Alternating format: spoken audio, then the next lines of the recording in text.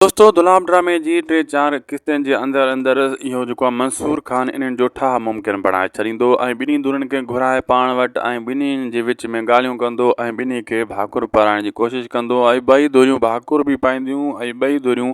रहज़न ऐं मुराद वारा ठही बि वेंदा ऐं इन्हनि जा माण्हू बि मंसूर ख़ान छॾाईंदो जीअं सोढल आलम होॾो वरी कूंज अहिड़े हिसाब सां इन्हनि जा मतिलबु सेटअप कराईंदो ऐं शाहनवाज़ ख़ान खे त एॾो इन शइ जो गुस्सो हाणे ई अची वियो आहे पोइ त अञा वधीक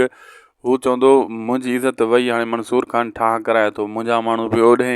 इन जे करे हू पुलिस खे माना बचे छॾंदो त इन्हनि खे गिरफ़्तार कर राज़न ऐं ककर वारनि खे इन जे चकर में पुलिस जेका बाहि ॿारे छॾींदी राज़न ऐं ककर वारनि लाइ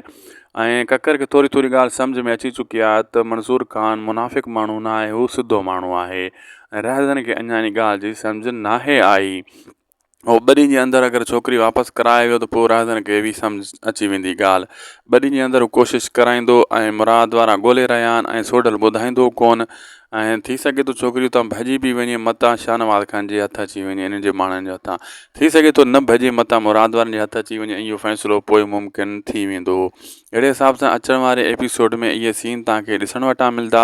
ऐं जीअं जीअं हाणे दुलाम ड्रामा अॻिते वधी रहियो आहे तीअं तीअं हिकु बहितरीन मां बहितरीन थींदो पियो वञे ऐं हर माण्हू खे दुलाम ड्रामे जी कहाणी पसंदि पई अचे दोस्तो मां तव्हांखे ॿुधाईंदो हलां त वीडियो भुॻो पंहिंजी पुॼाणी ते जीअं असांजी अपडेट्स तव्हांखे सुठी लॻी त सभिनी दोस्तनि भाइरनि खे अर्ज़ु आहे असांजे चैनल खे सब्सक्राइब लाइक शेयर शुरू कंदा